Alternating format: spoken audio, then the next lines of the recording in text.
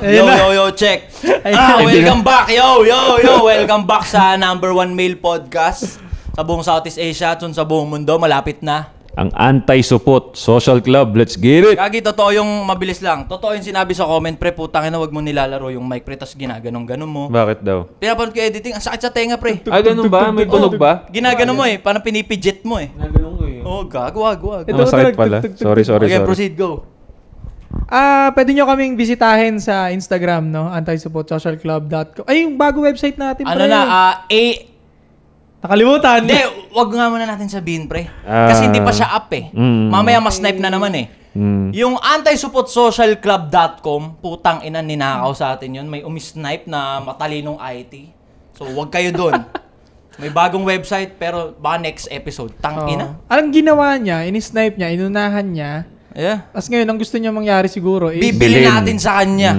Andun, pre, Pinoy, kunyari, check mo yung info, may address, contact us. Ulul! Putang ina mo, iyon na yan, gago. Gagong Pinoy, di ba? Talino rin, pre. Utang na pag sinearch mo yung pre, yung antisuppotsocialclub.com, may nakalagay talaga, ato sa daw job coming soon.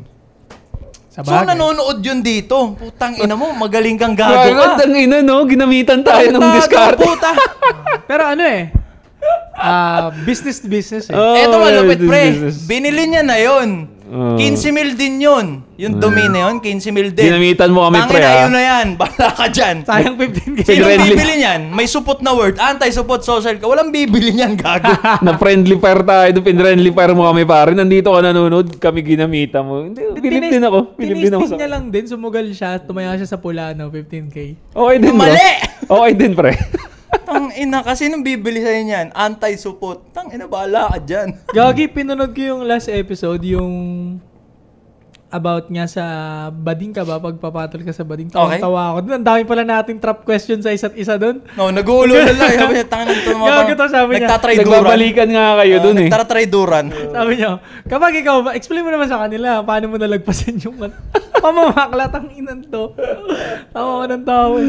Nagtatrayduran sa isa't isa. Eto nga, mainit yung nangyari na, pare, kaganapan nito. Trending na trending. Grabe, pre, no? Yung rally, nandun si Ato. September 21? Oo. Yeah, andun ako. So, walang ibang makakapagbigay sa atin ng insight niyan, pare, kundi si Ato kasi siya yung pumunta. So, bilib ako kay Ato doon. Magbasa kayo ng Twitter. Andun, makita nyo doon. Hindi, pero pumunta ako. Kumusta, pre? Kumusta ang experience mo? First time mo ba doon? Oo. First time kong sumali sa rally. Yeah. Sabi sa comment, may 3K ka daw. Putang ina mo. 3K, may side ka ba? Nabayaran daw ng 3K? Tangina, nagta-turn down nga ako 1.5 million. Tatanggap ako 3K. Tangina, may side ka ba? Grabe naman yun, Brad. Pumunta kami doon may kasama akong tropa, yung tropa kong media team. Pero pumunta kami doon out of pagiging makabayan lang. Tapos nakiangkas ako sa kanya kasi nga ayokong makakos ng something doon na parang si Ato! Butasin yung gulong yan. Oo, ganun. Pumunta kami. Tapos layo ng parking namin, pre. Luneta, siguro mga 3 stoplight yung layo ng nilakad namin, mapunta lang sa Luneta. Dapat, kasi baka madamay. Oo, sinisafety namin yung auto nung tropa ko. Sabi ko, pre, sa malayo tayo mag-park, okay lang kahit maglakad tayo. Basta safe. Kasi hindi natin sure, baka magkagulo. Yeah. Safety natin yung auto mo. Andun kami maagang-maga, pre. 9 a.m. call time, di ba? Andun na kami ng 7. So, gumising kami ng 4, gumaya Wala kami. pang tao nun. Ang dami na, pre. 7? Oo. Okay lang para di mainit yung lakad mo, di ba? Sabagay. Yeah. Ang dami ng tao, pre. Pero yung mga taong nandun nun, yung mga grupo-grupo na, yung may mga... Yun yung nalalabuan ako dun. Kaya pakiramdam ko, hindi siya nakakauga. Bakit? Kasi kung nag-unite yun, as taong bayan, flag ng Pilipinas. Agree. Ang daming flag, pre. Putang ina, pre, pag flag ng ano yan, ano ibig sabihin niya? Ang daming flag. Agree. 7 a.m. andun na yun, iba't iba yung flag nila. Ay, tama yung Straw Hat Pirates. O yun, pwede siguro, Pilipinas tas yun. Kasi yun ang satire, yun ang ululan lang. One Piece, pre. Yun ang kaululan lang, parang, o sige, tatanggapin natin niya as lokohan lang. Pero flag ng Pilipinas yan. Pero ang daming flag, pre. Parang faction, pre. May kanya-kanya silang flag.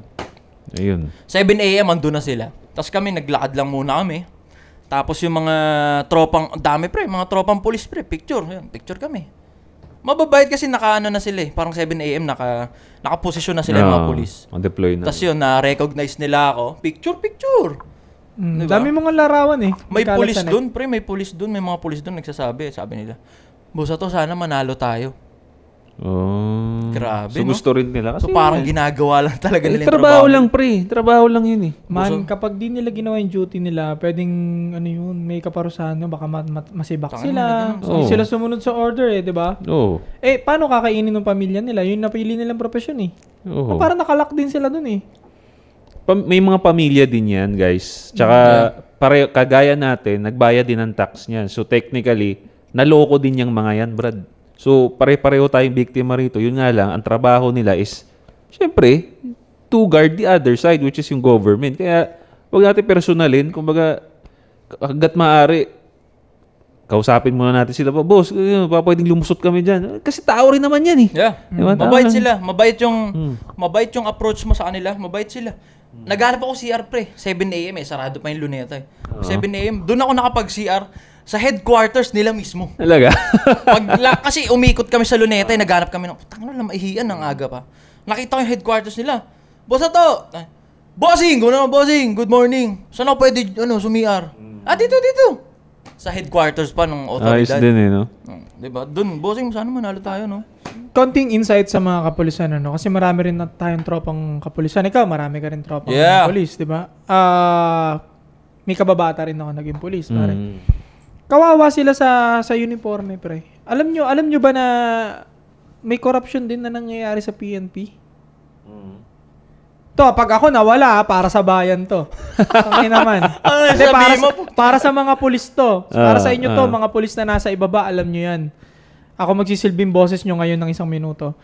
Pre, pag may gustong pumera doon, pre, na matataas, maglalunch sila ng bagong sapatos, bagong polo, persahang bibiling yung pre. Persahang ikakaltas sa sahod yung pre, wala magagawa. Kaya pag minsan may napapansin kayo, bakit kailangan baguhin yung kulay ng uniforme? SOP. Pera. Bakit? Okay naman yung blue. Okay naman yung ganito dati. Pero may babaguhin na isang konting kulay, pare, ang laki ng patong doon. Tas ang kawawa doon, yung mga patrolman, ang kawawa doon, mga SPO, mga PO3, PO4. Yung kasi mababa lang yung sahod. Kasi yung mga official pre, okay na yun eh. Diba? Okay na yan. Tapos ang mga ipapasugod sa Nazareno, yung mga PO1, yung mga kagagraduate pa lang, sila na naman. Kawawa rin sila. Sila rin yung ginugulpi ng rally. Oo. Kaya trabahong, nga yun pare, trabahong kawawa nga yun eh. Diba? Kasi, again, kapantay niya yung pagiging teacher, pre. Mahirap. Physical pa, mainit. Mahirap, siya parang physically na nakakapagod, pero hindi siya well compensated. Correct. Kaya ang kawawa dyan sa posisyon ng police is yung mababang police. Kasi sila rin yung shield dun, mga PO1 yun. PO1 yun, mga naka-shield. Tapos, kapag sila may maling na isampa, bumakfire sa kanila, pwedeng maging tanggal agad sila. May ganun, pre. Tanggal agad. Oo. Mahirap na maging police. Parang naging na ngayon devil in the eye na yung mga police ngayon sa mata ng citizen eh. Wala, yun eh. Para sa akin, pare, yun. Brainwash ng activism yun. Again, activism is somewhat good kasi nga, you're voicing out yung opinion mo sa government para, syempre, mauga sila. Pero yung pure ka na, yung may kasama ng evil side kumbaga, hindi na siya para sa bayan. Hindi na siya para sa bayan. Yeah. Kumbaga, kasi kung makabayan ka, maintindihan mo yung trabaho ng pulis. Yeah. Di ba? Maintindihan mo bakit nandyan yan. Kasi, yung bunga nga ng kanyon, nasa mga korap, wala dyan sa mga kasi alam mong kapares lang natin siya as taxpayer. Di ba? The fact na nandyan yan, kasama mo, kaharap mo yan, pareho kayo dyan, bro. Kasi yung mga wala dyan, nandun sa opisina nilang aircon. Yun ang mga kailangan ninyong tirahin. Pero yung mga nandyan, kasama ninyo sa initan, yun nga lang, trabaho nga nilang protektahan. But kawawa. Bro, balik ako dun sa mo. Since sabi mo first time, ano yung naramdaman mo, pare? Kasi curious ako dun. Grabe yung energy, pre. Kasi una, napapanood lang natin sila sa mga TV dati, di ba? Yung dinidisperse sila gamit yung bombero. Grabe yung energy. Na-hype talaga yung moral. Oo, putang ina, nung nandun ako, pre, parang gusto kong maging parang gusto kong maging si Gerald Butler ba yun? Parang gusto kong... Sa 300? Oo, gusto kong... Kaya pala yung mga bata nagwawala. Nakakaano talaga. Tapos ako, syempre, tinititigan ko sila. Sabi ko, tangina, grabe yung espiritu. Tangina, grabe yung damdamin. Tapos ako, syempre, iniisip ko, ino-observe ko. Kasi sabi ko, etong pinagsama-samang enerhiya na to, sobrang powerful nito. Pero ang pinagtataka ko, bakit hindi makauga to? Anong tingin mo ang So kulang? wala akong ibang ginawa doon kundi maglakad-lakad, mag-observe. Sabi ko, tangina, sobrang powerful nitong energy na to eh. Bakit hindi nakakauga? Ito, Ako, opinion ko lang. Hot take tong sasabihin ko. Sige, pero go. ako, based sa nakikita ko, hindi ko nilalahat. Pero marami. Hati mo. Marami sa mga nandun, hindi mo alam kung natututukan pa ba nila yung sarili nila. Ano ibig mo sabihin dyan? Parang, ang baho-baho. Magulo yung... Basta parang hindi na-organize yung pagkatao niya. Tangina, mata pobre ka. Hindi, pre. Real talk, pre. So, paano, anong, totoo kaya na naiintindihan mo yung gusto mo ng maayos na sistema? Kung hindi hindi sumasalamin sa'yo? Yan. Tinitignan ko, hindi ko nilalahat, pero marami doon parang... Magandang parang angulo yun. bilang individual, parang hindi na sila okay. Pwede ka nilang counterin dyan. Sabihin na, kaya nga ganito ako eh. Kasi nga, hindi ganun kaayos yung ginagawa sa atin eh. Kaya nga mal-edukado ko, kaya nga ang pangit ng education system natin eh. Kasi kinukurakot ng mga putang inan to eh. Kung mataas yung educational system natin, hindi kinukurakot yung budget, matututunan ko ayusin yung sarili ko, matututunan kong, alam mo na, yung mga marami pang bagay. Yeah. Kasi kagaya sa Japan, ang taas ng ano nila, yung edukasyon nila, 'di ba? Disiplina, sobrang taas ng ano nila. Meron din connected. Yeah. Meron din connection. Oo. Konektado. Pero may punto ka. May punto rin 'yun. Kasi mura lang safeguard, diba? Hindi, may punto rin 'yun, pre. Tas applicable siya dun sa mga, kasi may mga grupo rin ng mga matatanda. May grupo rin ng mga magsasaka dun na alam mong talagang less opportunity, talaga, basta less talaga. Okay. Nakababayan. So, intindido mo sila na ganun yung appearance nila. Pero yung mayroon doon pre, mga well-educated, pre, alam mong nakapag-college, matatalino yung mga suot-suot nila, yung mga idealize ng mga school nila eh. Isa itsura nila, pre, may kulay buhok, na naka-boots, na naka-eyeliner, queer! Na hindi fit yung pangangatawan. So, iniisip ko ito medyo hot take, pero tinitignan ko talaga eh. Imagine kung kunyari, assume natin 100,000 yung nasa luneta. Okay. 100,000 yun na, putang inang gaganda ng katawan. Putang, kabahan ka dun. Di ba? 100,000 na parang maayos na individual. Di ba? Dun ang dami nga, pero karamihan din parang, yo, kamusta ka? Parang ganun. So, siguro,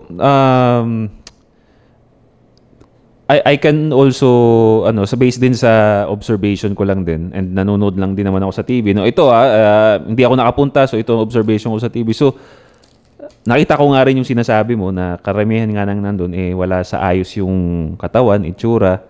At kung wala doon, for sure, hindi kasama. Di ba? So, sa tingin mo ba pare, yung mga taong maayos yung itsura, at yung sasabihin mong malalaki talaga, nakakatakot pagka nandun sa welga. Appealing ba? Yung appealing, malaki katawan, nakakatakot na yung itsura, intimidating na. Sa tingin mo, willing ba sila? Ano yung nakikita nila na hindi nila nakikita ng mga tao na nandun sa welga? Siguro para sa akin lang, itong mga, dahil nga nagawa nila yung sarili nila na maayos, maganda ngayon yung perspective nila sa mundo. Now, alam nila na nakorrupt sila, pero nandun yung mindset nila na, teka, maybe meron pang mas magandang gawin kaysa magwelga, na since nagawa ko nga yung sarili ko na maging maayos, baka merong mas maayos na way. Diba? Kasi yung iba, katulad ng mga nandun sa welga na sinasabi mo, hindi nga sila, hindi nila maayos yung sarili nila. So, ang way lang din nila, nagre-reflect dun sa itsura nila, ang magwala lang din. Di ba? Ang dyan, ang ire-reply dyan sa idea mo na yan, andun na nga sila ato eh. Andun na yung mga artista. Nagpunta na yung mga artista. So, bilang maayos na individual, bakit wala ka dun? Yung mga artista nga, nandun na eh. Yung mga artista nga, lumapag na eh. Catriona Gray, nandun na nga eh. Mga ganon. Pwede, yun, maayos na individual yun. Mga top taxpayer pa yun. Nandun na sila. Kasi ako mismo, nakumbat ako nandun, syempre parang, kasukdulan na kasi. Oo. Agree ako dun. Tangina, pre, pag napapanood yung hearing, pre, tas kada sinasabi, yung kunyari parang, 56 billion po, diniliver kay ganito. Tangina! Nakakainis, bro. Tangina niya na! Nakaka-bad trip talaga. Tinigilan ko na nakapanood ko. Iba yung energy. Nakakainis na, pre. Iba yung energy. Nung una parang, as tinitignan natin yung society and mundo as gagalingan ko na lang. So makapag-create ako ng trabaho at opportunity sa mga kababayan ko. Pero pag nandun ka, magigets mo sila kung bakit sila nandun. Bakit nila nilalaban yun.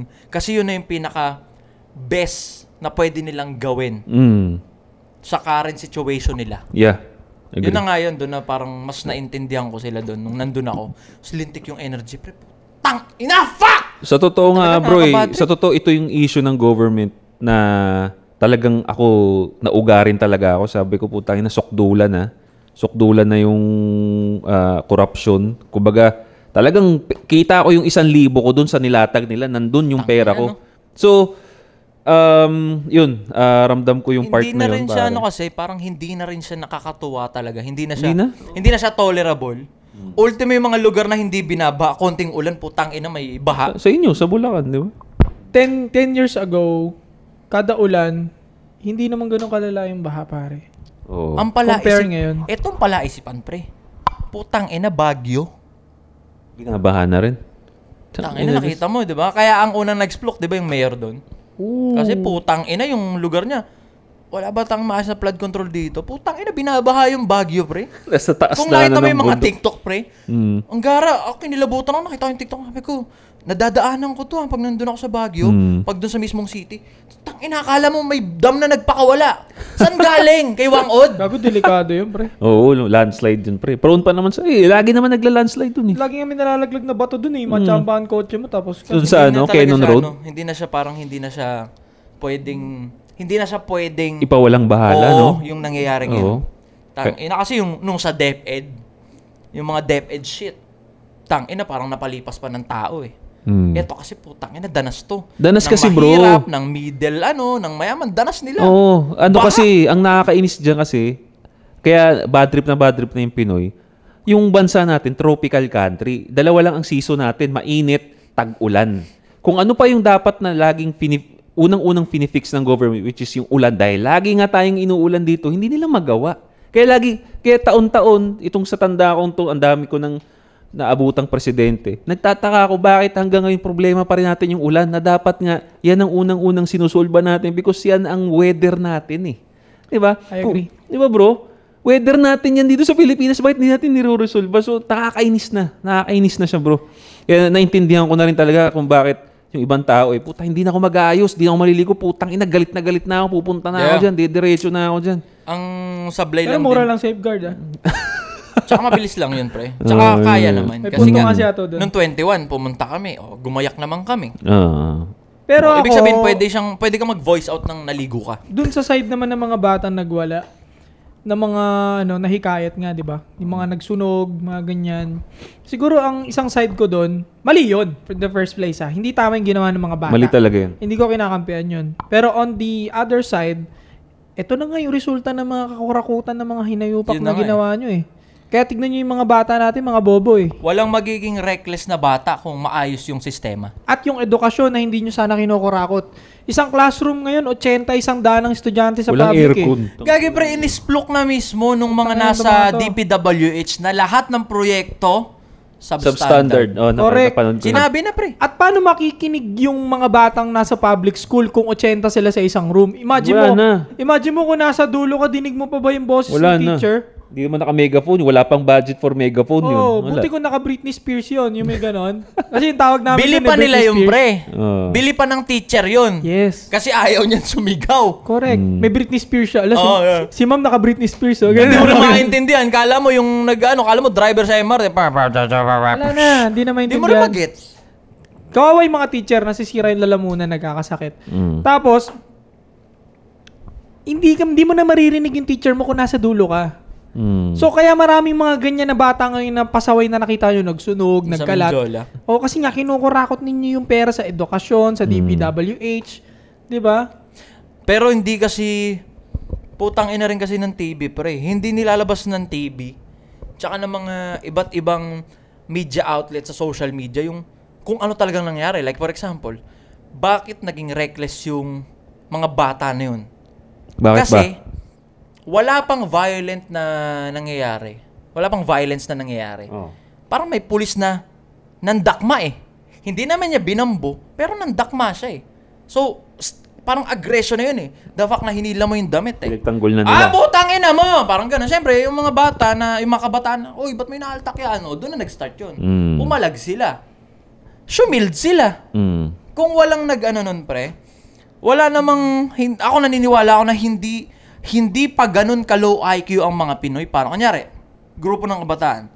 Andito kami sa labas ngayon ng House of Representatives. May mga pulis. Na parang, out of nowhere, ina mo kang pulis ka. Pero may isang clip na ako 50-50 ako dyan. May isang clip din kasi na yung bata nag-start, may mga nagbabato agad. Alam niyo yun? Kasi hindi sila makadaan.